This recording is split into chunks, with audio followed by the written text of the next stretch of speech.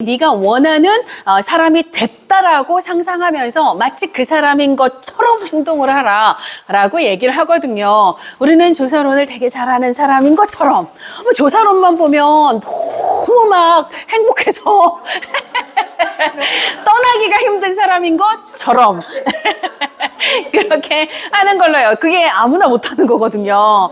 그렇게 해서 우리 100% 합격하면 진짜 좋겠어요. 예, 하여간 그렇습니다.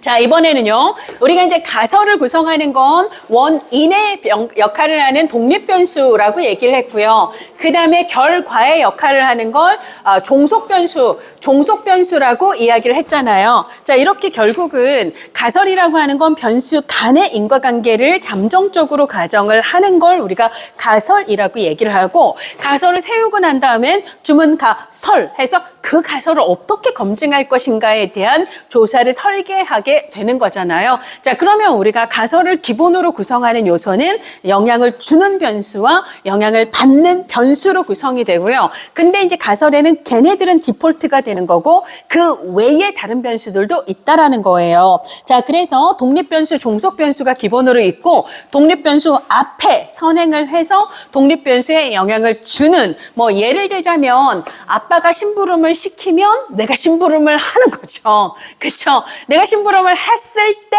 하면 할수록 우리 엄마의 기분이 좋아진다거나 이럴 때 내가 심부름을 하면 우리 엄마의 기분이 우리 집 평화가 이런 것들 있잖아요. 요런 것들이죠. 요런 걸 얘기할 때 사실 이 독립변수 앞에 선행하는 그런 상황 변수가 있을 수 있잖아요. 그래서 요런 걸 얘기하는 거예요. 선행 변수는 그냥 독립변수 앞에 있었던 일, 이 정도만 의미가 있는 거지 얘가 독립변수와 종속변수 사이의 인과관계 자체에 큰 영향을 주는 변수는 아닌 이런 걸 그냥 앞에 있다 해서 선행변수라고 얘기를 한다는 거고요. 자, 그 다음에 이제 독립 종속은 우리가 아까 얘기를 했습니다. 자, 그리고 이제 매개변수는 얘가 얘한테 영향을 줘요라고 얘기를 하면, 예를 들자면 김유경의 수업을 들으면 예를 들어 조사론 점수가 올라가요라고 얘기할 때 왜요? 라고 물어보면 이걸 들으면 예를 들어 이해가 잘 가요. 혹은 암기가 잘 돼요. 그냥 기분이가 좋아요. 막 조사론이 갑자기 좋아져요. 등등등 해가지고 그러니까 공부가 좀 덜 힘들게 느껴져요. 여러 가지 이유가 있겠죠. 그래서 얘를 들으면 그러면 이렇게 되고 이렇게 되면 이렇게 돼요 해서 독립변수와 종속변수 중간에서 얘한테 영향을 받아 종속변수에 영향을 주는 양자의 인과관계를 중간에서 매개하는 이런 성격을 갖는 변수를 뭐라고 부른다? 매개변수라고 이야기를 한다는 거예요. 자, 그런데 사람들은 얘기하죠. 그러면 김유경의 강의를 들으면 누구나 점수가 오르나요? 또 그렇지는 않습니다. 근데 왜 사람마다 이 인과관계의 정도가 다른가? 그러면 예를 들자면 집중도라든지 혹은 복습 정도라든지 이런 거에 따라 같은 수업을 들어도 결과의 차이가 있을 수 있어요? 없어요? 있어요. 이것은 독립이 종속변수에 미치는 영향의 정도를 얘가 조절한다라고 얘기를 해요. 복습을 얼마나 했느냐에 따라서 열심히 하면 이 효과가 커지는 거고 복습을 안 하면 알았던 거 다 소멸이 되는 거 이런 식의 차이가 있대요. 그러니까 매개변수하고 조절변수는 성격이 굉장히 다른 단어거든요. 근데 그거를 좀 헷갈려 하시는 분들이 많더라고요. 자, 요런 걸 우리가 이거 집중력이라든지 복습 정도는 얘는 조절 변수에 해당한다라고 볼 수가 있습니다. 그래서 쭉 이 사이즈를 보면 조절 변수 쪽이 칸이 많잖아요. 그래서 사례 문제에서 압도적으로 시험 문제 많이 나온 건 조절 변수예요. 주로 어떤 거냐면 A가 B에 미치는 영향이 뭐에 따라 달라진다 이런 거죠. 교사의 지지가 높으면 똑같이 따돌림을 받아도 아이들의 자존감이 영향을 받는 정도가 차이가 난다라는 거예요. 누구나 따돌림이 다 자존감을 낮추는 게 아니라 교사가 그래도 지지를 해주는 애들은 덜 영향을 받지만 교사의 지지까지 없는 애들은 훨씬 더 큰 영향을 받게 될 수 있다는 거죠. 이때 교사의 지지는 얘가 얘에 미치는 영향의 정도를 조절하는 효과가 있는 조절 변수가 됩니다. 자, 그 다음에 복지 정책이 빈곤을 감소하는 효과. 복지 정책을 하면 모든 빈곤이 모든 모든 나라의 빈곤이 똑같이 감소하는가? 또 그거는 또 아니라는 거예요. 뭐에 따라서? 경제 여건에 따라서 그 정도가 차이가 있다면 이때의 경제 여건은 조절 변수가 된다라는 얘기예요. 그래서 기출문제로 굉장히 다양한 조절 변수의 사례가 나왔다라는 거 보시고요. 그다음에 이제 외생 변수라고 하는 것은 우리는 이제 인과관계를 검증을 할 때 얘가 얘한테 영향을 준 것 같아요라고 얘기를 했을 때, 자, 사람들은요 이 변수가 얘가 이제 A고 얘가 B라고 얘기할 때 A 때문에 유발이 됐을 수도 있지만 사실은 C 때문에, 사실은 D 때문에, 예를 들어 꽃기호로 공부를 했더니 막 점수가 올랐어요. 그러면 사람들이 이렇게 얘기할 수 있어요. 꽃기호가 아니라 에듀윌을 봐서 그렇죠. 해커스를 봐서 혹은 방문각을 봐서 나눔의 집을 봐서 일 수도 있잖아요? 라고. 그래서 왜냐하면 내가 여러 출판사의 책을 보기 때문에 내 점수가 사실 꽃기호가 아닌 다른 책의 영향일 수도 있지 않은가. 그러면 이 종속 변수에 영향을 미칠 수 있는 얘 말고 다른 변수들을 그 외의 변수들이다 해서 외생 변수라고 이야기를 해요. 그러면 이 외생 변수가 계속 개입하면 개입할수록 얘 말고 얘일 수도 있잖아요. 이러면 둘 사이의 인과관계가 흔들리게 되거든요. 내가 보니까 이거 아니더라. 왜냐면 C로 본 사람 중에 뭐 예를 들어 땡땡사 수험서를 본 사람들 중에 많이 떨어졌어. 이런 것들 있잖아요. 이런 거 아니더라. 뭐 이런 거 이거 아니더라. 이거 아니더라. 라고 쳐내야 그래야 그럼 얘 때문인가? 이렇게 얘기할 수 있다라는 거예요. 그래서 우리가 사실 아까 잠정적이다라고 하는 것은 절대적 지식이 아니에요. 걔를 반증하려고 했지만 근데 반증할 만한 뚜렷한 이거 아니야 얘 때문이야 라고 얘기할 만한 결정적 단서를 못 찾았으면 그러면 김유경 교재 때문인가 보다라고 얘기를 하게 되는 거거든요. 그러니까 얘 때문인가? 얘 때문인가? 얘 때문인가? 사람들이 그렇게 얘기할 때 그 걔네들을 우리는 외생변수라고 얘기를 하고요. 그 걔네들을 쳐낸다. 이거는 돈 안 내고 학교 안 다니는 사람들도 이해할 수 있기 때문에 그래도 조금 학교 다니는 사람들 용어로 뭐라고 얘기하죠? 통제한다 라고도 하고 배제한다 라고도 얘기하죠. 통제와 배제는 거의 반반 쓰여요. 둘 다 같은 말이라고 생각을 하시면 되겠습니다. 그래서 독립변수가 종속변수에 실제로 영향을 미쳤는지 두 변수들 사이의 인과관계를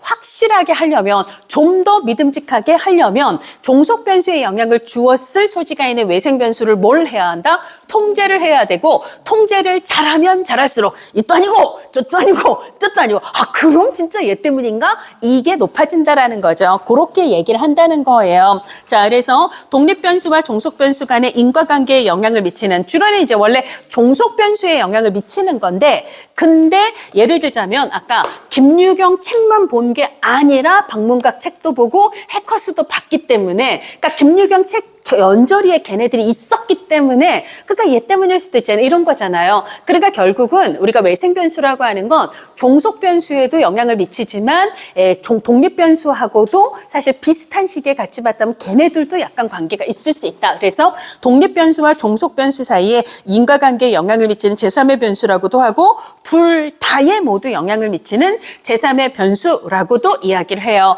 예를 들자면 이거를 이렇게 얘기를 해볼게요. 예를 들어 정순 선생님하고 선생님 성함이 어떻게 되세요? 김정남 선생님하고 정순 선생님이랑 정남 선생님이 되게 친해요. 늘 같이 앉아요. 근데 제가 수업을 하다가 저쪽만 보면 싱크 눕는 거예요. 그럼 여러분들은 김유경이 정순 선생님을 좋아하는구나. 그랬더니 누군가가 정남 선생님 때문에 웃었을 수도 있잖아. 그러면 이때 저의 웃음에 영향을 주었을 거로 가정이 되는 정순 선생님은 독립변수, 저는 현순 선생님은 독립변수, 저는 종속변수가 돼요. 근데 사람들은 정남 선생님 때문일 수도 있다. 그럼 정남 쌤은 외생변수가 되죠. 그러니까 항상 저분이 붙어 있기 때문에 사람들 헷갈리는 거예요. 여기를 보는 건지 저기를 본 건지 헷갈릴 수가 있는 거예요. 그러니까 기본으로 우리가 실제로는 종속변수에 영향을 미쳤을 가능성이 있는 외생변수지만 사실은 둘 중에 누군지가 헷갈리는 이유는 두 분이서 붙어 다니기 때문에 어딘지가 헷갈릴 수 있다는 거예요. 그래서 독립변수와 종속변수 모두에 영향을 미치는, 그렇죠? 그렇게 이야기를 하는 거예요. 그리고 독립변수와 종속변수 사이가 사실은 둘 사이의 인과관계가 아니라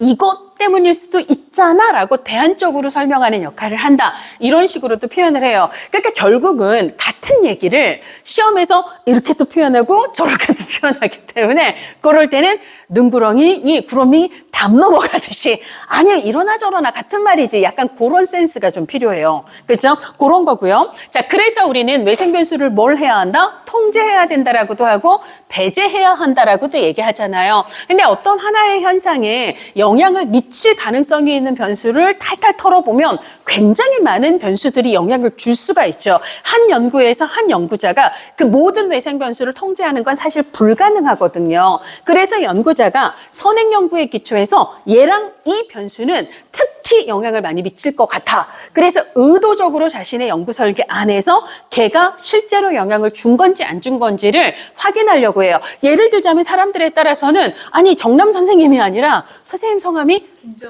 정은 선생님이요? 아니 이게 시선이 정은 선생님일 수도 있잖아요. 아니면 저쪽에 있는 임지희 선생님일 수도 있잖아요. 그러니까 확장을 하자면 굉장히 외생변수가 많아질 수 있다는 거예요. 그걸 다 통제할 수는 없고 저는 정남 선생님을 통제하고 싶어요. 통제의 방법은 여러 가지가 있는데 선생님 다음 시간에는 여기 앉지 말고 저쪽으로 앉아보세요. 이렇게 그분들을 찢어놓는 거예요. 그러고도 제가 여기를 쳐다본다면 선생님은 아웃이에요. 그렇죠? 그러니까 저에게 영향을 미칠 변수가 아닌 걸로 확인이 되는 거예요. 그러면 통제가 되는 거예요. 그러면 진짜 정순 선생님 때문인가 보다. 사실은 현순 선생님 때문인가 보다. 그렇죠? 그래도 아직도 아닐 수 있어요. 제가 절대적인 검증이 아니라고 얘기했으면 확률적으로. 사실은 저쪽에 임재인 선생님 보고 웃었을 수도 있거든요. 그렇죠? 그래서 연구자가 자신의 연구 안에서 의도적으로 통제를 하는 외생변수를 뭐라고 부른다? 통제 변수라고 이야기를 합니다. 그런 얘기들을 하고 있고요. 독립변수와 종속변수 사이의 관계가 진짜 인과관계인지 허위적 관계인지 이걸 확인하기 위해서는 통제변수를 확인을 해야 되는 거예요. 그래서 제가 정남 쌤을 저쪽으로 옮겼어요. 그랬더니 제가 이제는 저쪽을 보고 웃어요. 그러면 이쪽은 진짜가 아니라 가짜, 허위 관계였구나라는 걸 확인할 수 있죠. 뭘 함으로써 외생변수를 통제함으로써 진짜였는지 가짜였는지를 알 수 있다라는 이야기를 하고 있습니다. 자, 그다음에 이제 개념화와 조작한데요. 우리가 가설은 경험적으로 검증 가능해야 돼요. 그러니까 청소년이 지각한 부모의 관계는 청소년의 정서적 안정이나 학업성 지도에 영향을 줄 것이다라고 얘기를 할 때 애가 지각하는 부모 관계를 어떻게 확인하지? 아이의 학업성 지도를 어떻게 확인하지? 이게 돼야 경험적으로 실제 데이터를 수집을 해서 분석을 할 수 있잖아요. 그러려면 첫 번째, 아이가 지각하는 부모 관계라는 게 무슨 의미지? 성적인 관계인가? 뭐 이런 것들. 아니면 뭐 무슨 관계인가? 이런 것들이죠. 그러니까 그 말이 뭘 의미하는지를 정확하게 정리를 해야 돼요. 이것을 우리는 이 개념, 가설의 A와 B라는 개념을 개념적으로 정의한다, 혹은 사전적으로 정의한다, 혹은 명목적으로 정의한다라고 이야기를 해요. 이거는 측정하겠다 이런 게 아니라 그냥 그 말이 뭘 의미하는지를 정하겠다 이런 얘기예요. 그런 의미구나. 이렇게 개념적인 정의를 내리고 나면 이걸 개념화한다라고 얘기를 하고요. 그렇다면 걔를 어떻게 확인할 수 있을까? 확인, 이거는 실제 데이터를 통해서인데요. 우리가 데이터에는 숫자와 같은 양적 자료가 있고 그 다음에 숫자가 아닌 데이터가 있는데 우리 조사론에서는 주로는 양적 조사를 배우고 맨 끝에서 질적 조사 따로 다루거든요. 그러니까 지금부터 하는 거는 숫자 자료라고 생각을 하시면 돼요. 그럼 우리가 데이터를 확인한다라는 것은 숫자를 만들어야 돼요. 숫자를 만드는 거 두 글자로 뭐라고? 측정이라고 이야기를 합니다. 측정이 가능한 숫자로 얘기할 수 있을 정도로 얘를 바꿔야 돼요. 이걸 뭐라고 부른다? 조작적으로 정의한다, 혹은 조작화한다라고 얘기를 해요. 그래서 아이의 학업성 지도는 직전 학기에 최종 학점을 보겠다, 이런 것들 있잖아요. 그러면 이거 4.5 만점에 이런 거 있잖아요. 이런 것들이 이제 숫자로 확보가 된다라는 거죠. 그래서 개념의 의미를 명확히 하는 건 개념화인데, 개념화는 측정을 가능하게 하는 그런 성격은 없다라는 거예요. 근데 측정이 가능해지는 건 조작화다라고 이야기를 했습니다. 측정이 가능하다라는 건 추상적이라는 거예요? 구체적이라는 거예요? 구체적으로 숫자를 말할 수 있다라고 볼 수가 있습니다. 양적 조사에서 중요한 거고요. 자, 그렇게 해서 이제 3장이 끝나요. 자, 이번에는 4장 조사 설계로 가도록 하겠습니다. 조사 설계는 우리가 지금 가설을 얘기했잖아요. 주, 문, 가. 설이에요. 그래서 이제 조사 가설을 해야 되는데요. 지금부터는 이거 A가 B에 미치는 영향에 대한 연구. 이거는 우리가 아까 탐색적 연구하고 기술적 연구하고 설명적 연구에서 얘에 미치는 영향은 뭐가 되죠? 설명이에요. 인과관계를 규명하는 데 목적을 두는 건 설명이라고 얘기를 했고요. 설명 연구의 가장 대표는 두 글자로 실험이다. 설에서 점 하나 빼면 실험이잖아요. 자, 그래서 이제 조사 설계 쪽에서는 실험과 관련된 이야기를 할 건데요. 자, 그러면 우리가 조사 설계에서는 독립 변수가 진짜로 종속 변수에 영향을 주는가, 두 변수 사이의 인과관계를 확인하기 위한 방법을 세우는 건데요. 두 변수 사이에 인과관계가 있으려면 이거를 공시통 이렇게 배우세요. 공시통. 김유경이 공무원 시험하고 관련해서 통달을 했다 이런 느낌으로 공시통 뭐 이렇게 하세요. 자, 그래서 공변성이에요. 그래서 얘도 변하고 얘도 변하는데 얘가 변하면 얘도 변하고 얘가 변하면 얘도 변하는 독립과 종속 변수가 일정한 방식으로 서로 함께 변하는 관계예요. 함께 변한다 해서 공변이라고 얘기하고요. 이걸 다른 말로 상관관계가 있다라고도 이야기를 해요. 혹은 상관성이 있다 이렇게 얘기를 합니다. 자, 그다음에 두 번째는 원인이 결과보다 시간적으로 선행해야 되죠. 원인 변수는 독립 변수잖아요. 독립 변수가 종속 변수보다 시간적으로 먼저 와야 된다 이거예요. 그렇지만 제가 예를 들어 엊그제 화요일 날 비가 왔잖아요. 제가 보통 아침에 되게 온몸이 쑤셔요. 오후가 되면 괜찮거든요. 그래서 진통제를 안 먹고 버텼어요. 근데 그날 되게 날이 흐려서 진짜 하루 종일 아프더라고요. 그래서 결국은 5시에 타이레놀을 먹었는데요. 여러분들도 혹시 화요일 날 온몸이 쑤셔서 너무 힘들지 않았어요? 그렇죠? 쑤셔요. 비가 와요. 그렇죠? 비가 오려나? 그래서 여러분들은 아시죠? 비가 오려나? 낙센 아시는 분. 용각사는 소리가 나지 않습니다. 낙센. 그쵸? 선생님 아시죠? 비가, 얘야, 빨래 걷어라. 이거. 옛날 광고. 선생님 기억나시죠? 왜, 그쵸? 그러니까, 왜냐면 내가 아프거든요. 쑤셔요. 그러면 비가 오려나? 그럼 비가 오잖아요. 그죠? 그러면 뭐요? 쑤시면 비가 와요. 쑤시면 비가 와요. 이걸 뭐라고 한다? 공변성이라고도 하고 쑤시는 게 먼저 그 다음에 비가 오니까 이게 시간적인 선후가 있다라는 거예요. 그렇지만 쑤시기 때문에 비가 오는 거예요. 그러면 옛날에 그러니까 막 기우제 이런 걸 지낼 필요가 없죠. 날 갖다가 패면 돼요. 제가 막 아프면 비가 막 쏟아질 거 아니에요. 비가 많이 와야 되면 더 많이 패면 되는데 제가 아무리 아파도 그렇게 팬다고 비가 오는 건 아니죠. 그러니까 실제로 인과관계에 있는 건 실제로 이 쑤시는 것과 비가 얘가 얘한테 영향을 주는 게 아니라 제3의 변수, 이걸 외생 변수라고 얘기를 하는 거예요. 어떤 외생 변수가 둘 다에 영향을 주는데 얘가 좀 빨리 반응을 하고 얘가 좀 더 천천히 반응을 해서 시차가 생기는 거 아닐까? 요거를 확인을 해야 돼요. 그러면 이때 얘를 뭐라고 부른다? 외생 변수라고 얘기를 해요. 그러니까 사실은 얘는 얘 때문이 아니라 얘 때문에 유발이 되는 건데 얘가 얘한테만 영향을 준 게 아니라 비슷한 시점에 얘한테도 영향을 주다 보니까 그러니까 얘는 잘 안 보이고 얘네 둘이 인과관계처럼 보일 수도 있다라는 거예요. 그렇죠? 요런 걸. 자, 그래서 이때는 기압의 변화가 실제 원인이 되는 거죠. 기압의 변화를 통제하고 나면 그래서 기압에 전혀 변화가 없을 때 제 몸이 아무리 쑤셔봐야 비가 온다 안 온다? 안 오는 거예요. 얘를 통제해봤더니 그러니까 점수 선생님을 저쪽으로 옮겨봤더니 제가 여기를 안 봐요. 저쪽만 봐요. 그러면 진짜 관계가 아닌 거잖아요. 자, 외생 변수를 통제했더니 이 말은 무슨 말이냐면 기압 차이가 없도록 기압의 차이가 관여하지 않도록 같은 기압인 상황에서 김유경이 아플 때 비가 오는지를 보니까 기압 변화가 없을 땐 백날 아파도 그죠 계속 때려보는 거죠. 아고 아파 그만 좀 때려 해서 야, 비 오는지 봐야 돼 하고 아무리 때려도 비가 안 와요. 아파도 비가 안 와요. 그러면 이거는 쑤셔서가 아니구나 이런 거죠. 그래서 우리가 근본적으로 두 가지 요건 공변성과 시간적 우선성을 만족을 하더라도 진짜 인과관계인지 아닌지는 가짜가 아닌지 얘 때문에 생긴 허위적 관계가 아닌지를 확인을 해야 되고 그러려면 외생 변수를 뭘 해야 한다? 통제해야 된다? 배제해야 한다라고 이야기를 하는 거죠. 그렇게 이제 얘기를 하는 거고요.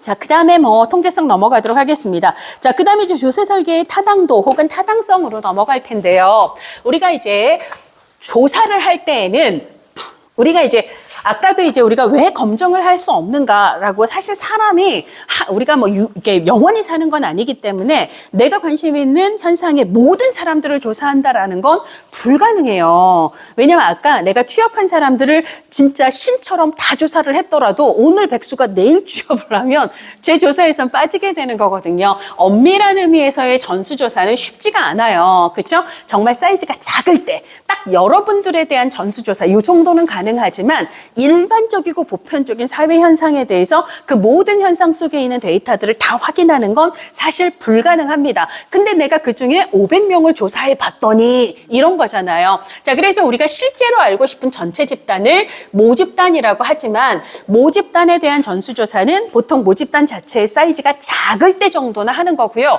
모집단이 클 때에는 보통은 거기서 표본을 뽑아서 일부의 사람을 뽑아서 아까 얘기하면 뭐 예를 들어 500명을 뽑아서 조사를 했다. 그러면 이 500명을 표본이라고 얘기를 하고 표본을 조사를 하게 된다라는 거예요. 그럼 내가 실제로 조사하는 건 모집단 전체가 아니라 이 표본을 조사를 하는 건데 그러면 그 표본 내에서 난 뭘 해야 돼요? 내가 세운 가설이 맞는지, 즉 가설의 인과관계가 맞는지를 확인을 해야 되겠죠. 어디에서? 이 표본 내에서. 이 500명 내에서 실제로 A가 높은 사람이 B도 높은지를 확인을 해야 된다라는 거예요. 이것을 내적 타당도라고 얘기를 해요. 내가 조사하는 지역, 내가 예를 들어 뭐 전국을 다 조사할 수도 있지만 서울, 경기 내에서 500명을 뽑았다.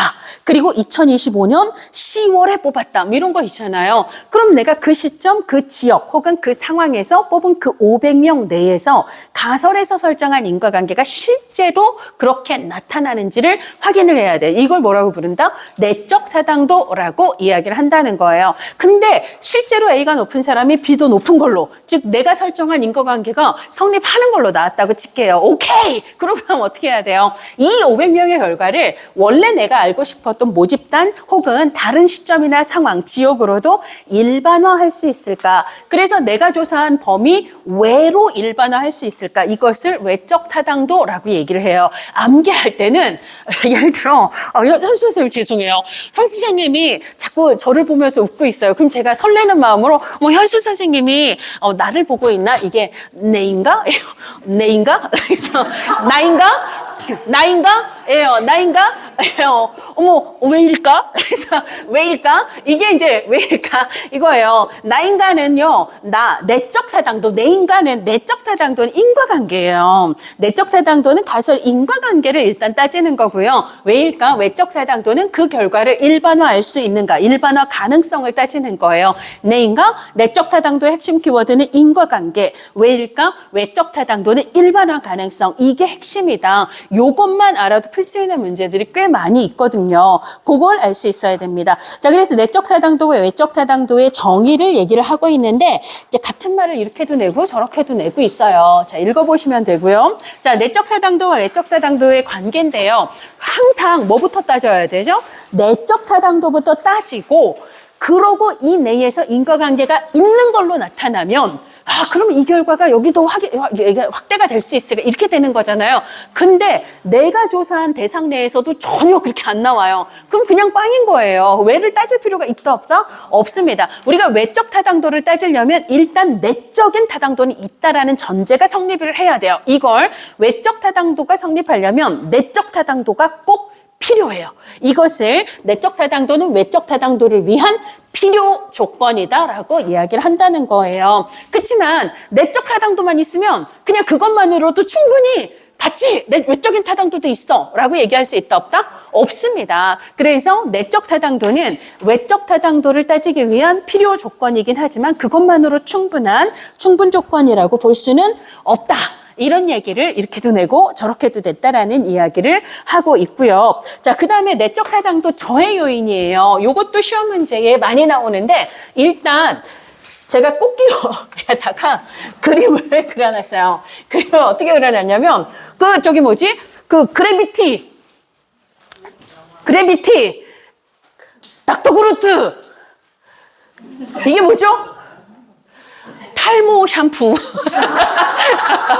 탈모 샴푸 아니에요? 그쵸. 그 외에도 굉장히 탈모 약들, 치료제, 샴푸 나왔지만 이게 탈모 쪽 검색을 해보면 아직 이거다 싶은 그게 아직 안 나와요. 그렇죠? 탈모가 계속 확산이 되고 있습니다. 그래서 외울 때 이렇게 제가 써놨어요. 탈모가 계속 확산이 돼요. 확산이 되는 역사 속에. 그래서 이 샴푸가 좋은가, 이 샴푸가 좋은가, 이 샴푸가 좋은가를 계속 실험을 하고 있어요. 그러면서 뭐가 발전을 했냐면 역사 속에서 뭐가 성숙을 했냐면 통계적인 검사 도구가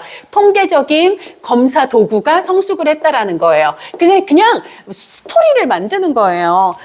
탈모 확산의 역사 속에, 탈모가 계속 확산이 되는 역사 속에, 그래서 통계적인 검사 도구가 성숙했다 이런 거예요. 위치는 어디로 해도 상관없습니다. 자, 그래서 탈모라고 하는 거, 탈락이라고 하는 건 뭐냐면 우리가 아까 인과관계를 검증하는, 이게 지금 인과관계, 내인가 해서 내적 타당도의 핵심 인과관계라고 이야기를 했습니다. 인과관계를 규명하는 걸 목적으로 하는 걸 설명적 연구라고 얘기를 했고, 설명 연구의 가장 좋은 방법은 실험이다라고 얘기를 했어요. 그래서 실험에서 인과관계를 따질 때에는 예를 들자면 조사 대상자가 100명이 있다면 이들을 무작위로 50명으로 이렇게 두 집단으로 무작위로 나눠요. 무작위는 뭐예요? 누구의 자기적인 생각도 개입되지 않은 거예요.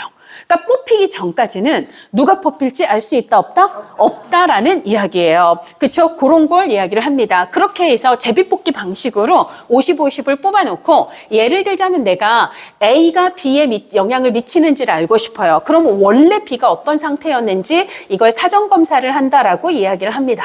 그래서 사전검사가 둘 다 뭐 90점이었는데 비슷했는데 이쪽은 예를 들자면 A라는 개입을 하고 이쪽은 하지 않는 거예요. 그리고 나서 다시 B가 어떻게 달라졌는지 사후조사를 했더니, 예를 들어 이게 우울 점수라고 하고 이게 우울 프로그램이라고 하면 이쪽은 50으로 다운이 됐는데 여기는 80으로 다운이 됐더라, 이런 것들 있잖아요. 그러면 점수 차이가 뭐 예를 들어 한 30점 있네, 뭐 이런 식으로 얘기를 하는 거잖아요. 이런 걸 우리가 실험의 기본적인 형태라고 이야기를 합니다. 자, 근데 우리가 실험을 하는 동안 조사 대상자가 50명이었는데 실험 기간 동안 50명이 끝까지 유지되는 것도 있지만, 우리도 뭐 마지막 행정론 때 여러분들 그대로가 남을 수도 있지만 이런저런 사정으로 중간에 탈락하는 분들이 있잖아요. 자, 그래서 조사 대상 자체가 조사 기간 중에 중도에 나가는 거예요. 이걸 우리가 탈락이라고도 얘기하고 변동이라고도 얘기하고 상실이라고도 얘기해요. 이게요, 조사로는 100%다 미국 거거든요. 그걸 번역한 거기 때문에 같은 용어를 교과서마다 이렇게도 번역, 저렇게도 번역. 근데 시험 출제위원이 계속 달라지기 때문에 용어 자체가 시험에서 계속 다르게 나와요. 그러니까 대충 구렁이 답 넘어가듯이 변동이나 상실이나 소멸이나 탈락이나 중도 탈락이나 다 그 말이 그 말이다. 원래는 50명이었는데 뭐 한 10명 빠졌네, 이런 의미인가 보다라고 생각을 하세요. 그럼 우리가 보통 뭐 헬스장을 끊어놓고 내지는 영어학원을 끊어놓고 중간에 탈락하시는 분들은 되게 도움을 많이 받으신 분들이 주로 빠져나가요? 아니면 도움이 별로 안 돼서 빠져나가요? 후자인 가능성이 많아서 끝까지 살아남는 분들은 정예부대예요. 그래서 마지막 점수가 더 높아서, 이게 점수가 높아진 이유가, 좋아진 이유가 프로그램이 좋아서인지 아니면 진짜로 점수 깎아먹을 사람들은 다 빠져나가서 진짜로 정예부대만 나와서 점수가 올라간 건지, 이런 게 판단이 안 된다라는 거예요. 자, 그 다음에 모 확산이라는 건 모방과 확산입니다. 우리가 기본으로 조사 대상자를 무작위로 할당하는 것도 중요해요. 그렇죠? 어떠한 자규적인 의도도 어떤 두 집단 중 어디로 더 쏠리도록 하지 않는 이 방식을 무작위로 할당한다라고 얘기해요. 근데 그것도 중요하지만 두 집단 간의 상호 교류를 통제하는 것도 중요하거든요. 근데 이게 안 되는 경우, 예를 들자면 2학년 1반은 프로그램을 하고 2학년 2반은 프로그램을 안 해요. 근데 걔네들이 교실이 붙어 있어요. 그리고 나는 잘 쓰려고 하는데 옆반에서 프로그램 하라는 거예요. 막 깔깔깔깔 웃어요. 그 수업이 딱 끝나고 나면 막 달려가서, 야, 니네 아까 뭐 했어? 워크북 좀 봐봐. 야, 우리 이런 거 했다? 니도 한번 해볼래? 이런 것들 있잖아요. 그러면 뭐가 되는 거예요? 이거 프로그램의 효과가 이거를 실험 집단이라고 얘기하고 얘를 통제 집단이라고 얘기를 하는데, 프로그램에 참여한 실험 집단의 효과가 통제 집단으로 확산이 된다라고 얘기를 하고요. 통제 집단 아이들은 실험 집단을 모방하는 효과. 그러니까 하고 안 하고의 차이를 분명하게 확인할 수가 없게 되는 문제가 생기게 돼요. 이것을 모방과 확산이라고 이야기를 합니다. 자, 이번에는 역사예요. 역사, 히스토리. 이거는 사건을 얘기해요. 이걸 히스토리라고도 얘기하고 이벤트라고도 얘기해요. 우리가 이제 실험 기간이라는 게 있으면 기간 안에 실험만 하는 게 아니라 다른 일이 있을 수도 있잖아요. 그렇잖아요. 그래서 예를 들자면 여러분들이 특강을 통해서 조사론이 뭐 성적이 없댔어요. 근데 이게 그럴 수도 있지만 어쩌면 뭐 여러분들이 한 일주일 지내는 동안 당신 뭐 조사론 시험 80점 넘으면 내가 100만 원 줄게 라고 여러분들의 배우자가 갑자기 삐를 걸었을 수도 있어요. 그렇잖아요. 그러니까 실제 성적이 올라간 게 이것 때문인지 아니면 그것에 영향을 준 다른 일이 있었기 때문인지가 헷갈릴 수도 있는 거죠. 그렇죠? 이렇게 다른 일이 영향을 주는 걸 역사 혹은 우연한 사건, 이벤트, 사건 요인이라고 이야기를 합니다. 자, 근데 특별한 사건은 없었지만 실험을 하는 기간 동안 흘러간 시간 자체가 영향을 주는 경우가 있어요. 이것을 우리가 성숙 효과라고 얘기를 합니다. 그래서 우리도 되게 기분 나쁜 일이 있으면 전 일단 자요. 그렇죠? 하룻밤 지나고 나면 낫더라고요. 그러니까 그 일이 있었던 사건으로부터 며칠 밤만 지나도 그때는 죽을 것 같았는데 또 이렇게 밥 몇 번 먹고 잠 몇 번 자면 괜찮아지잖아요. 뭐 그 사이에 무슨 상담을 받았거나 프로그램을 했기 때문에 좋아진 것도 있지만 그때 그 사건으로부터 시간이 지났기 때문에 나아진 효과가 있다라는 거죠. 이거 시간 자체가 그 영향, 종속 변수의 변화에 영향을 미치는 것을 성숙 효과라고 얘기를 합니다. 그러면 시간의 영향을 특히 많이 받는 거 어르신들의 건강이나 인지 문제 있잖아요. 내가 어르신들 인지나 건강에 대한 프로그램을 3개년 프로그램을 했다. 그러면 3년 동안 시간이 흘렀잖아요. 그럼 이때 시간, 3년이라는 시간이 어르신들의 건강에 영향을 많이 미친다, 안 미친다? 미치는 거예요. 그러니까 실제 연구 결과가 단순히 이 프로그램만의 효과인가? 이게 헷갈릴 수가 있습니다. 이건 성숙이 되는 거죠. 그리고 이게 시간의 영향도 있지만 그 발달 시기상 그럴 수도 있어요. 그렇죠?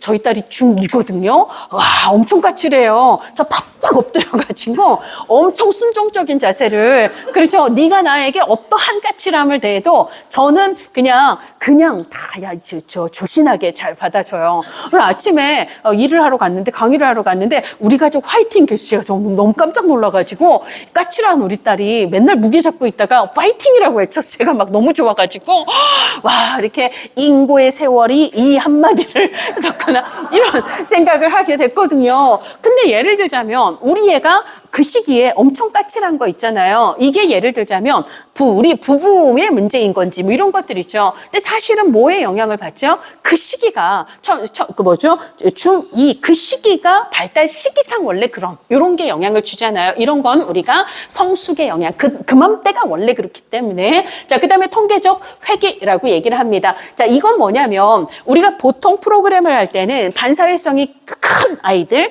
자존감이 되게 떨어지는 아이들, 우울이 되게 높은 아이들, 이런 사람들을 데리고 프로그램을 하게 돼요. 그러면 아무래도 어떤 점수가 높은 사람들을 조사를 하게 되면 사전검사에서는 아무래도 점수가 높은 사람들을 선별을 하기 때문에 이 사람도 높았거든요. 근데 사후 점수는 보통 프로그램을 하면 반사회성이 좀 낮아지거나 우울이 좀 나아지는 효과가 있는데 이게 프로그램 때문일 수도 있지만 애초에 점수가 낮았던 사람들은 올라갈 일보다는 내려갈 일이 확률적으로 더 높은 거예요. 그죠? 100점만 5번째 맞고 있던 사람은 또 100점을 맞을 가능성보다 90, 80, 70일 가능성이 훨씬 더 많은 거거든요. 자, 그 다음에 자존감이 되게 낮았던 사람들은 사후검사에서는 내려갈 확률보다는 올라갈 확률이 커요. 그래서 마치 통계적으로 평균 점수로 회귀하는 경향과 같다. 이것을 통계적 회귀라고 얘기를 합니다. 그래서 이게 프로그램이 훌륭해서 우울이 높아진 건지 아니면 원래 우울이 너무 낮은 사람들을 대상으로 했기 때문에 사후 점수가 자연스럽게 올라간 건지 이게 판별이 안 될 때 이것을 우리는 통계적 회귀라고 얘기해요. 어떤 경우에 특정 점수가 매우 높은 사람들을 대상으로 했거나 매우 낮은 대상으로 했을 때 발생하는 건 통계적 회귀다라고 보셔야 됩니다. 자, 그 다음에 이제 검사 도구가 있는데요. 이거는 기억기억 디귿디귿으로 외우라고 책에다 써놨어요. 그러니까 우리가 사전검사하고 사후검사를 할 때 같은 검사를 하면 검사 도구예요. 검사 효과예요. 그러니까 얘랑 얘가 같은 검사를 하면 풀었던 거 다시 풀으니까 점수가 높아지게 되는 그런 효과가 있다는 거예요. 사전검사가 사후검사에 영향을 주는 걸 이걸 검사 효과라고 이야기를 합니다. 같은 검사하면. 근데 다른 검사하면 도구 효과예요. 그러니까 사전검사와 사후검사가 서로 달라요. 이거는 여러분들 우리 아이들 레벨 테스트 하러 영어학원이나 수학학원 가면 일단 일본은 쉬워요. 뒤로 갈수록 엄청 사악한 문제가 나오잖아요. 그렇죠? 그래서 어머님 되게 위험해요. 아우, 사실 이 레벨이면 어디 사실 받아주기 힘들지만 다행히 한 자리가 뭐 이런 식으로 딜을 합니다. 그래 놓고 한 두세 달 뒤에 어머니 애가 성적이 많이 올랐어요 라고 얘기할 때 그러면 학원 입장에서는 처음 들어올 때 레벨 테스트는 사악하게 내놓고 한 3개월이나 2개월 뒤에 그때 레벨 테스트는 좀 수월하게 내죠. 아이가 우리 학원에 3개월 만에 이렇게 점수가 올랐어요. 이렇게 되죠. 그럼 이게 학원이 잘해서예요? 아니면 그 레벨 테스트 자체의 난도가 달라서요? 후자의 가능성이 있다라는 거죠. 이런 거는요. 사전 사후 검사가 서로 다를 때 이게 진짜 학원의 영향인가 이런 게 헷갈릴 수 있다라는 거예요. 이런 걸 우리가 도구 효과라고 이야기를 합니다. 자, 그래서 탈모 확산의 역사 속에 그렇죠. 성숙한 통계적 검사 도구 이렇게 해서 이런 게 이제 내적 사당도 저의 요인이다라는 거고요. 자, 그 다음에 편향된 선별이 있습니다. 이게 탈모가 누구나에게 오는 게 아니에요. 그렇죠. 편향된, 그죠?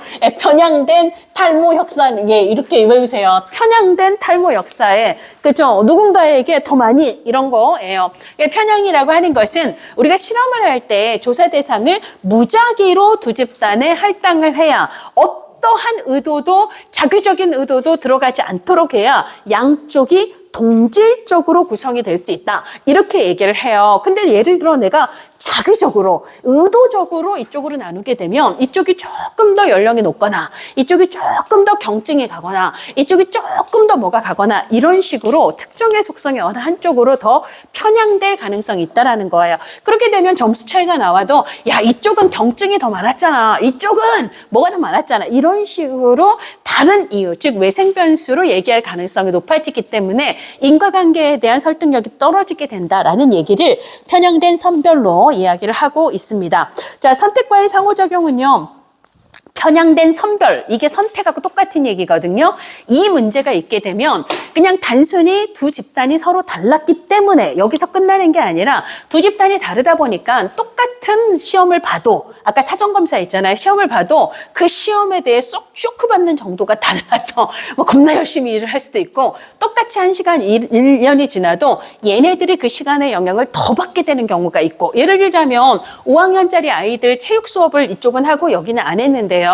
이쪽은 여자애들만 이쪽은 남자애들만 있어요. 그럼 5학년 시기가요. 여자아이들이 남자아이들보다 성적인 신체적인 성장이 훨씬 더 앞서는 때잖아요. 그러니까 5학년 때는 원래 1년이라는 시간 동안 남자애들은 좀 덜 크는데 여자애들은 확 커요. 그러면 이게 이 체육 프로그램이 아이들의 성장에 미치는 영향 봐. 얘네들 엄청 컸어. 이쪽 애들은 별로 안 컸어. 이럴 때 아니 이쪽에 여자애들이 많이 들어가서 여기까지는 편향된 선별이에요. 그러니까 5학년 그 시기 1년 동안 여자애들이 성숙 효과가 더 큰 거 아니에요? 이럴 수 있는 거죠. 그러니까 편향된 선별의 문제가 거기서 끝나지 않고 성숙이나 혹은 검사 효과나 도구 효과나 이런 거랑 같이 콜라보를 일으켜서 내적 타당도를 떨어뜨리게 될 수도 있는데 이것을 편향 선택과의 상호작용이라고 얘기를 한다는 거예요. 만약에 그게 잘 이해가 안 가시면 그냥 편향된 선별이면 그냥 선택과의 상호작용은 같이 붙는다. 그냥 그렇게 생각하셔도 돼요. 거의 같이 동반이 되기 때문에 그렇습니다. 인과적 신세 시간 순서는 거기에 이제 연도 표시가 안 나와 있으면 나온 적이 없다는 거예요. 근데 여기다 쓴 이유는 뭐냐면 1, 2, 3, 4, 5의 쩌리로 등장한 적이 있어서 기출문제를 풀다 보면 한 번도 주인공인 적은 없는데 쩌리로 들어가 있어서 뭐지 싶을까 봐 얘기를 한 거예요. 자, 그래서 내적 사당도 저해하는 방법, 그러니까 저해 요인을 통제하는 방법, 가장 인과관계를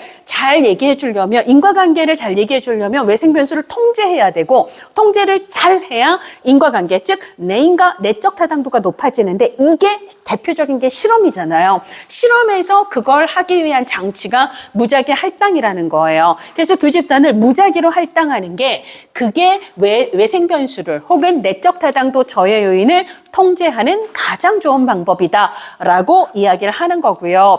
그게 안 되면 연구자가 자기적으로 야 이쪽이 평균 연령 40이면 이쪽도 평균 연령 40으로 맞춰줘야지. 그래서 연구자가 의도적으로 특정 속성을 양쪽을 맞춰줄 수가 있습니다. 이거를 짝을 맞춘다 해서 매칭, 배합이라고 이야기를 해요. 배합. 근데 얘는 연구자가 의도한 그것만 맞출 수 있는 거지 그 외의 변수들을 통제하지 못하기 때문에 얘를 최선이라고 이야기하지는 않는다는 거예요. 자, 그 다음에 외생 변수로 가도록 하겠습니다. 이거 빨리 가야 되는데. 자, 외생 변수는 왜일까? 일반화 가능성이라고 얘기를 했고요. 당연히 예를 들자면 전체 모집단에서 내가 500명, 딸랑 500명만 뽑아서 조사를 했는데 이 결과가 그 외의 대상이나 상황에도 일반화가 가능하려면 내가 조사한 그 사람들 혹은 조사한 시간대 혹은 그 조사한 지역이 나머지 대상을 잘 대표할 수 있어야 돼요. 그래서 첫 번째는 내가 조사한 대상이 전체에 대해서 대표성이 높을수록 그래야 외적 타당도가 높은 거죠. 그렇죠? 당연한 거예요. 그러면 예를 들어 여기가 10만 명인데 내가 딸랑 5명만 조사하는 것보다는 1000명을 조사할수록 대표성이 높아지겠죠. 그래서 대표성을 높이려면 표본의 크기가 커야 된다라는 얘기고요. 그 다음에 전체 모집단에서 표본을 뽑는 방법이 확률 표집도 있고 비확률 표집도 있거든요. 자, 그중에 표본은 이따가 얘기를 할 건데 그중에 확률 표집으로 뽑을수록 대표성이 높아집니다.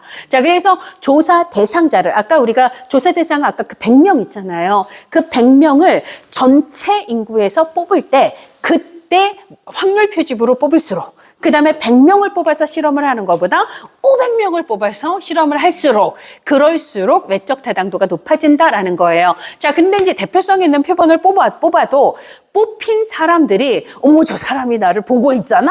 그러니까 평소하고 다르게 행동하는 거예요. 그러면 거기서만 그렇게 행동을 할 뿐이 실제로는 그렇지 않다라는 거예요. 그럼 조사 결과에서 얻은 결과를 그렇지 않은 상황으로 일반화할 수 있다 없다? 없어요. 그래서 조사 대상자가 누군가가 자신을 조사하고 있다고 의식해서 보이는 반응, 이걸 줄여서 조사 반응성이라고 얘기를 합니다. 조사 반응성이 개입되면 개입될수록 일반화 가능성, 즉 외적 타당도는 높아진다, 떨어진다? 떨어진다가 맞는 거죠. 자, 이 조사 가능성을 일컫는 두 가지 표현이 호손 효과와 플라시보 효과예요. 호손 효과와 플라시보 효과예요. 이게 다 우리가 돈 내고 학교 다닌 그렇잖아요. 그죠? 그런 거예요. 일반화 가능성 이런 거는 뭐 학교 안 다녀도 알지만 호손 효과 나오는 순간 그래도 학비 좀 내고 학교 좀 다닌 분들이 알아먹는 거잖아요. 호손 효과는 누군가가 날 보고 있어. 그러니까 이렇게 해야지. 이런 걸 호손 효과라고 얘기를 하는 거고요. 플라시보 효과는 그것도 결국은 믿음의 효과라고 얘기를 하죠. 예를 들자면 이게 진짜 약인 줄 알고 먹으면 와, 막 약효가 나는 거예요. 사실 제가 막 사회복지 1급 하나도 모르는 사람인데 남들이 막 저를 되게 잘하는 사람이라고 여러분들 뻥친 거예요. 그럼 여러분들은요, 제가 막 사기를 쳐도 그 말이 맞는 줄 알고 감동을 막 받으면서 뭐 이럴 수 있는 거잖아요. 뭐 실제로는 아니지만 어쨌거나 그런 식으로 내가 그렇다고 믿고 즉 인식하고 그 약을 먹거나 그 프로그램을 받으면 실제로는 약효가 없는데도 불구하고 끝발이 탁 생기는 거, 요런 거, 이것도 믿음의 효과예요. 그러니까 결국은 그 사람의 의식적인 인식이나 믿음의 효과를 우리가 총칭해서 반응성이라고 얘기를 하면 호손 효과도 플라시보 효과도 그런 믿음의 효과가, 인식의 효과가 작용을 한다는 거죠. 그러면 그걸 그 사람이 그 약이 진짜 약인 줄 알고 먹어서 효과가 좋았지 사실 그 약은 실제로 효과가 없거든요. 근데 그거를 많은 사람들한테 일반화, 다른 사람들이 먹어도 이 약은 약효가 있을 거야 라고 얘기할 수 있다 없다? 없습니다. 자, 그래서 플라시보 효과나 호손 효과가 작용을 하면 할수록 뭐가 떨어진다? 외적 타당도는 떨어진다. 떨어져요. 따라서 외적 타당도를 높이려면 걔네들이 개입하지 않도록 뭘 해야 된다? 그때도 통제해야 된다라고 이야기를 하게 됩니다. 근데 예를 들자면 아까 표본의 크기가 클수록 대표성이 높고 그래야 일반화 가능성이 높다라고 얘기했는데 내가 부득이 소수의 사례만 연구할 수밖에 없는 경우라면 10명만 연구할 수 있는 방법 그것밖에 없다면 어떻게 하면 돼요? 10명 연구해보고 그다음 또 다른 10명 연구해서 같은 결과가 나오는지 또 다른 10명을 연구해봐서 같은 결과가 나오는지 그래서 계속 10명을 조사했을 때 같은 결과가 나오면 나올수록 외적 타당도가 높아지는 거죠. 이것을 재현이라고 이야기를 합니다. 자, 그렇게 해서 이제 4장이 끝났고요. 자, 이번에는 5장으로 가도록 할게요. 시간이 겁나게 빨리 흘러요. 그쵸? 네, 그렇습니다. 자, 그렇고 자, 왜요? 아직도 남은 게 많아서. 네, 자, 이번에는 이제 조사 설계의 유형이에요. 조사 설계 유형은 15분 안으로 끝내야지. 자, 우리가 이제 아까 실험이 가장 인과관계를 잘 보여주는 설명적 조사의 대표적인 거라고 얘기를 했어요. 그러면 실험이 인과관계를 가장 잘 보여준다라는 말은 뭐가 높다라는 거예요? 내인과 해서 내적 타당도가 가장 높은 게 실험이다라고 이야기를 할 수가 있습니다. 그러면 실험이 내적 타당도가 가장 높은 이유는 내적 타당도를 저해하는 혹은 인과관계를 헷갈리게 만드는 요인들 혹은 외생 변수들을 뭘 할 수 있기 때문이에요? 통제를 잘하기 때문이에요. 그러면 통제의 가장 좋은 방법은 좀 전에 뭐라고 얘기했죠? 무작위. 실험에서 조사 대상을 무작위로 할당함으로써 라고 얘기를 했습니다. 그래서 우리가 실험이라고 하는 것은요. 조사 대상을 무작위로 두 집단에 할당을 하게 되는데 이게 통제의 가장 좋은 방법인 거예요. 그래서 우리가 실험이라고 얘기를 하려면 일단 무작위 할당은 디폴트예요. 근데 만약에 무작위 할당을 할 수 없다면 통제를 제대로 할 수 없는 거거든요. 그러면 걔는 실험이라고 얘기할 수 있다 없다? 없어요. 그래서 걔는 진짜 실험이 아니라 유사한 실험. 혹은 실험이 아니야 뭐 이런 식으로 얘기를 한다는 거예요. 무작위 할당은 실험의 기본 전제 조건이 되는 거고요. 그래서 우리가 A가 B에 미치는 영향 이거를 이제 X, Y로 바꿔볼게요. X가 Y에 미치는 영향 이게 독립변수라고 얘기를 할 때 그러면 얘가 이제 독립변수를 개입하는 그렇죠. 프로그램을 하는 집단을 우리는 실험 집단이라고 이야기를 하고요. 실험 집단이라고 얘기를 하고 아무것도 안 하는 집단을 통제 집단이라고 이야기를 하게 됩니다. 개입을 하기 전에 얘네들의 초기 상태를 확인을 해야 돼요. 그래서 아까 종속 변수의 사전 점수를 사전 검사를 하는 거고요. 그리고 독립 변수를 여기에만 개입을 하게 되는데 이걸 우리가 독립 변수를 조작한다. 이쪽에만 하고 이쪽에는 안 해. 이걸 독립 변수를 조작한다라고 얘기를 해요. 그러고 난 다음에 종속 변수의 사후 점수를 측정을 한 후에 이 점수 변화가 각각 어떻게 되는지를 비교를 하는 거죠. 그래서 종속 변수의 점수 변화를 비교하는 이게 이제 실험을 구성하는 핵심적인 구성 요소다라는 이야기를 순수 실험 설계라고도 얘기하고요. 그냥 실험 설계라고 해도 상관없어요. 이 3대 요소를 모두 갖추어야만 실험이라고 얘기를 하지만 그중에서도 인과관계 즉 내적 타당도를 높이는 가장 핵심은 통제거든요. 그러니까 통제를 담당하는 무작위 할당을 할 수 있느냐 없느냐가 결국은 실험이냐 아니냐의 가장 핵심적인 기준이다라고 볼 수가 있어요. 자, 그래서 우리가 실험 설계의 유형들을 쭉 얘기를 하고 있습니다. 그래서 거기 이제 15페이지부터 실험 설계 유형들을 얘기를 하는데요. 무작위가 영어로 랜더마이제이션이거든요. 랜덤에서 R이라고 표현을 할게요. 그래서 조사 대상을 R은 무작위로 두 집단으로 나눴다는 얘기예요. 그 다음에 사전검사, 사후검사를 O라고 표현을 할 거예요. O, 사전검사를 했습니다. 그리고 독립변수 X를 X, 그 다음에 사후검사를 했습니다. 이런 식으로 아까 얘기했던 걸 기호로 표현을 할 건데 이게 가장 전형적이고 기본적인 실험이에요. 자, 이거를 통제 집단, 사전, 사후 검사 설계라고 이야기를 한다는 거예요. 통제 집단, 사전, 사후. 전혀 어렵지가 않아요. 그쵸? 그러니까 어렵다고 받아들이는 내가 그냥 너무 진지해서 그런 거지 사실 전혀 어렵지가 않아요. 그렇죠? 너무 쉽다. 자, 근데 우리가 이제 무작위 할당을 하기 때문에 내적 타당도 저해 요인을 통제할 수 있지만 하늘 아래 어떤 인간도 모든 외생 변수를 완벽히 통제하는 게 가능하다? 가능하진 않아요. 그런 말은 없어요. 자, 근데 어지간한 건 통제할 수 있지만 통제 못하는 게 있어요. 그게 뭐죠? 같은 검사, 실험은 주로 같은 검사를 하거든요.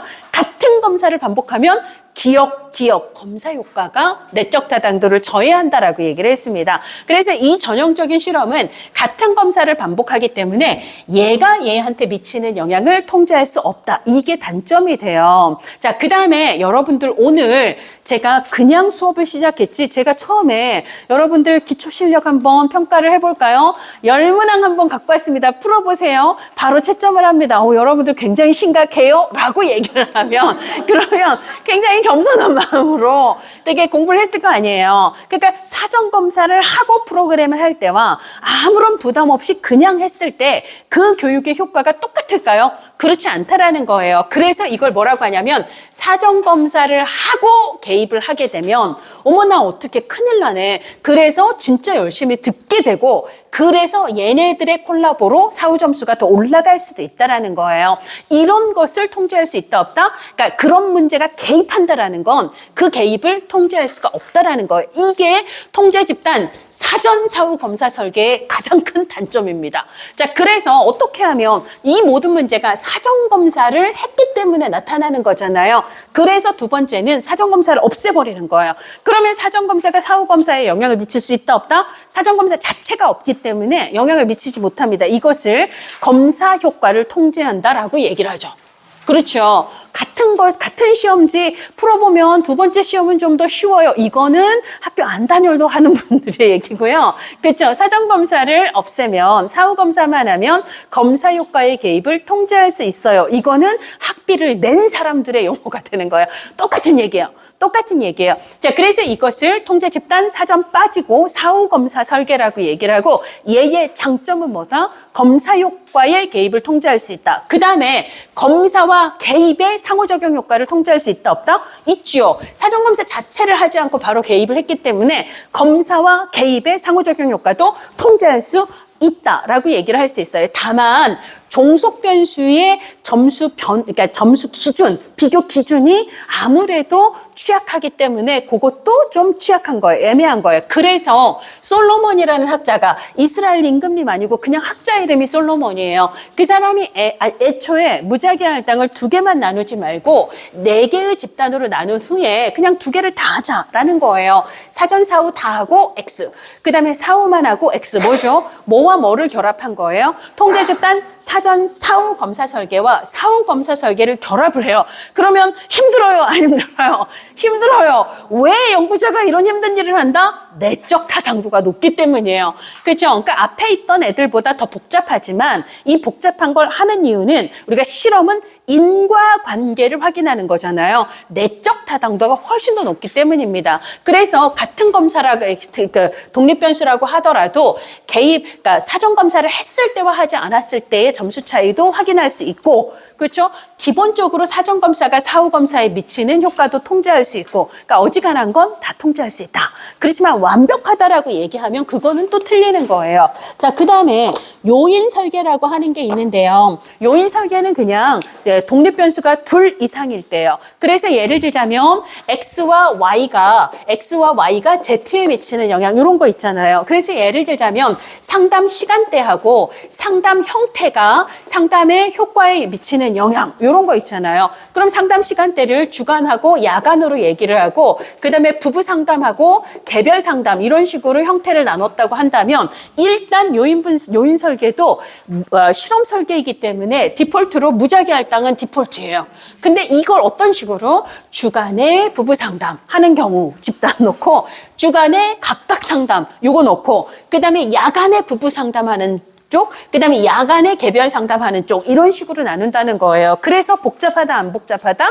복잡한 거예요. 복잡한데 근데 뭐 인과관계는 높겠죠. 그러니까 복잡한 거는 인과관계 높아요. 그래서 어쨌거나 요인 설계는 좀 복잡하다. 특히 독립변수의 수가 많아지면 훨씬 더 이런저런 이게 무작위 할당을 해서 처치해야 되는 게 많아서 복잡하다. 요것만 알아두시면 되겠습니다. 자, 그 다음에 플라시보 통제 집단 설계는요. 지금 그 출제한 1번도 표시가 없잖아요. 그렇죠? 걔는 주인공은 아니고 그냥 1, 2, 3, 4, 5 중에 쩌리로 들어간 적이 있어서요. 제가 아까 말씀을 드렸다시피 쩌리로 들어갔는데 어머 이게 뭐지? 라고 궁금할까 봐 일단 나왔던 것들은 설명을 했을 뿐입니다. 그렇죠? 그런 얘기예요. 걔는 몰라도 되는 15년 내내 몰라도 되는 그런 위치에 있었어요. 그러니까 쓸데없이 그런 거 공부를 하시면 안 됩니다. 자, 그 다음에 이제 유사 실험이에요. 얘는 진짜 실험은 아니다라는 거예요. 진짜 실험은 아니다라는 것은 무작위 할당을 한다 안 한다? 안 한다가 맞아요. 그래서 아까 우리가 통제 집단 그리고 솔로몬 요인 설계 있잖아요. 그렇죠? 통통 솔로몬이요 이렇게 어머 통통 솔로몬이요 이렇게 외워서요. 어머 솔로몬이 통통 이런 식으로 외워도 상관없습니다. 근데 걔네들은 일단 무작위는 디폴트로 하는 거고요. 얘는 무작위를 못해요. 그럼 우리가 원래 실험의 가장 전형은 이거라고 얘기를 했잖아요. 통제 집단 사전 사후 설계 무작위로 할당하는 거 이게 가장 원래 기본형이거든요. 근데 무작위를 못해요. 그러면 아무렇게나 나누면 되나요? 차선 아까 배합이라고 얘기를 했습니다. 평균 연령하고 혹은 성별 비율을 맞춰준다거나 이런 식으로는 할 수 있다는 거예요. 그렇지만 그건 자기적으로 나눠주는 거지 무작위는 아니기 때문에 얘는 실험이라고 얘기를 할 수는 없고 어쨌거나 무작위는 못했어도 그걸 보완하기 위해 최선을 다한 거잖아요. 이런 걸 우리가 실험에 준한다 혹은 실험과 유사하다 해서 유사실험 내지는 준실험 이런 식으로 이야기를 하는 거고 주로 무작위 할당을 못할 때 한다라는 거예요. 자, 이렇게 얘기를 합니다. 그러면 이 경우에도요. 사전검사가 사후검사에 영향을 미칠 수 있다 없다?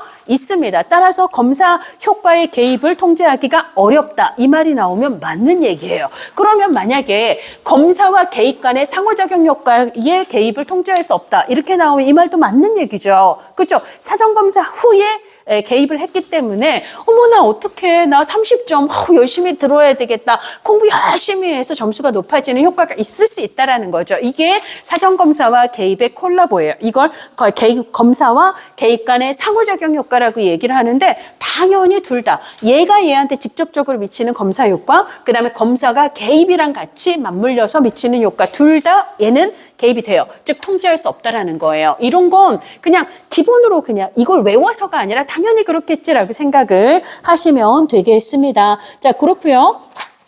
그 다음에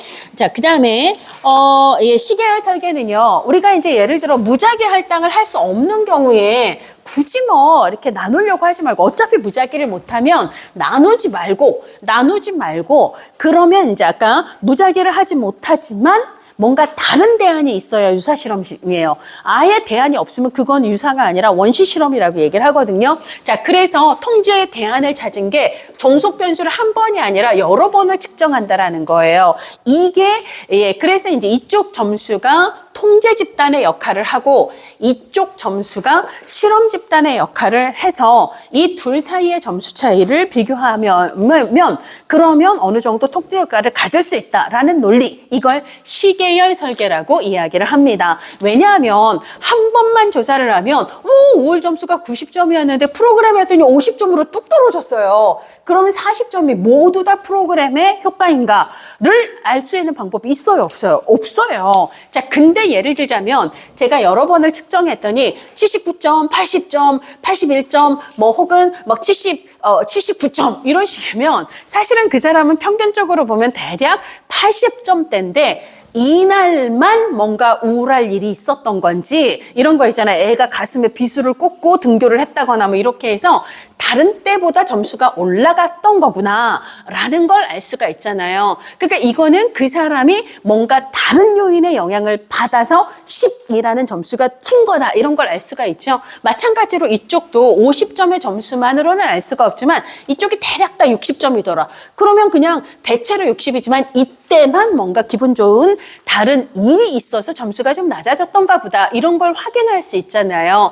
그러니까 다른 요인에 의해서 뻥튀기 된 이 값을 다른 값들을 반복적으로 측정을 하면 어느 정도 판단을 할 수가 있고 그럼 그 값은 빼야지. 이게 배제예요.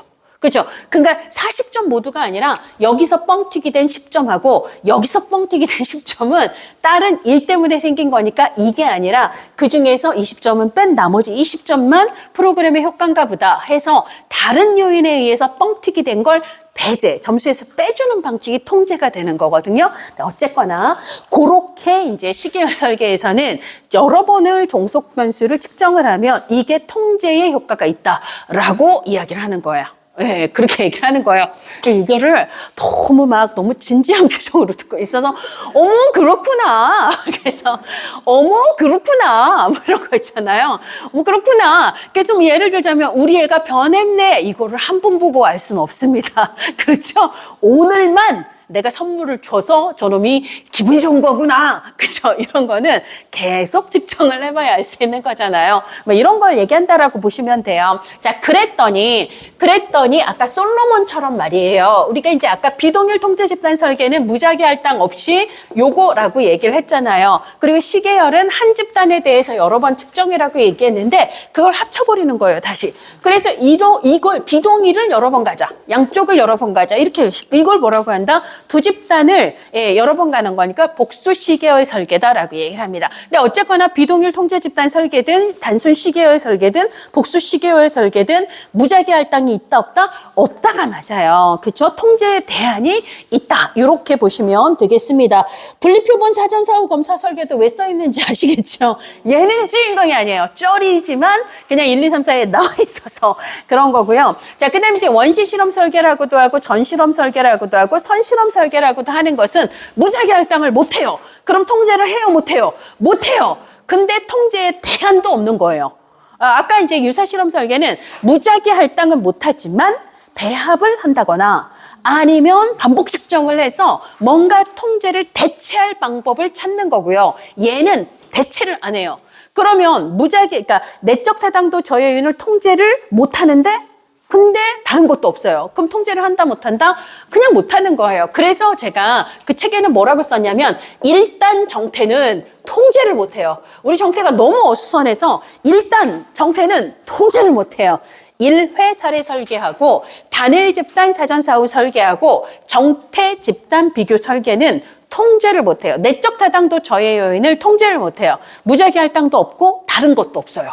그래서 다 공통점인데요. 이게 다 연이어서 시험이 나왔습니다. 그래서 내적 타당도 저해 요인을 통제를 하지 못하는 설계다라고 보시면 되겠습니다. 그래서 이제 1회 사례 설계는 1회 사례 설계는 XO예요. 일단 개입을 합니다. 그리고 사후 검사를 해요. 근데 사전 검사가 없기 때문에 이 점수가 50이 나오면 어머 점수가 변했네라고 얘기할 수 있어요, 없어요?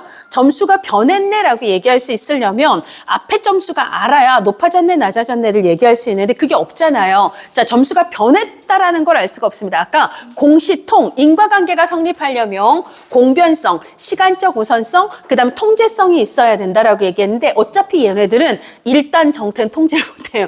얘네는 일단 통제를 못해요. 통제성은 애초에 없습니다. 그러면 이제 인과관계 성립의 나머지 요건, 공변성과 시간적 우선성이 있는데 독립변수를 먼저 놓고 그 다음에 종속변수를 나중에 측정을 했기 때문에 시간적 차이는 두었지만 근데 점수가 변했는지를 알 수가 없기 때문에 공변성이 성립을 한다 안 한다? 안 한다가 맞는 거예요. 그러면 공변성이 성립하려면 뭐가 있었어야 돼요? 사전 점수가. 그래서 원래 90점이었는데 50점으로 점수가 변했네라고 얘기할 수 있어야 되잖아요. 이걸 단일 집단 사전, 사후 검사 설계라고 얘기해요. 딱 한 번씩만 조사를 한다라는 거죠. 그럼 점수가 변했는데 이때 그 40이 진짜 독립변수의 효과인 건지 다른 변수에 의한 건지를 통제할 수 없다라는 이게 문제가 되는 거죠. 자, 근데 예를 들자면 내가 진짜 정신이 없어서 사전 검사를 하지 못했다고 할게요. 그러면 이게 비교 기준이 좀 있어야 되기 때문에 내 프로그램에 참여한 사람들이랑 좀 비슷한 사람들 중에 여기서 예를 들어 뭐 이 사람들이 50명이라면 비슷한 집단에서 50명을 조사를 같이 했더니 이쪽은 한 80점이 나왔는데 우리 쪽은 50점이 나온 거예요. 그럼 걔네들이랑 비교했을 때 우리 쪽에 반사회성 내지는 공격성이 더 적다 이렇게 비교는 할 수 있잖아요. 그러면 얘네들 집단 입장에서는 애초에 처음으로 무작위로 갈린, 그러니까 처음부터 준비된 애들이 아니라 가만히 있다 비교만 당한 거잖아요. 가만히 있어요. 막 이런 거는 동태라고 얘기합니다. 다이내믹한 거잖아요. 막 이건 동태예요. 가만히 있는 건 정태예요. 가만히 있다 비교만 당했어요. 그래서 정태 집단 비교 설계라고 이야기를 해요. 무작위 할당은 없고요. 그냥 비교만 당하는 그런 걸 이야기합니다. 그래서 일단 정태는 통제를 못해요. 얘네들은 다 무작위 활동도 못하고 다른 것도 없어요. 그렇게 이야기를 합니다. 자, 그래서 제가 15분까지 이걸 맞춰야지 라고 생각을 했는데 이게 맞춰졌어요. 자, 그 다음에 가 아니라 여기서 이제 한 6분을 쉬었다가 가도록 할게요. 여기서 6분을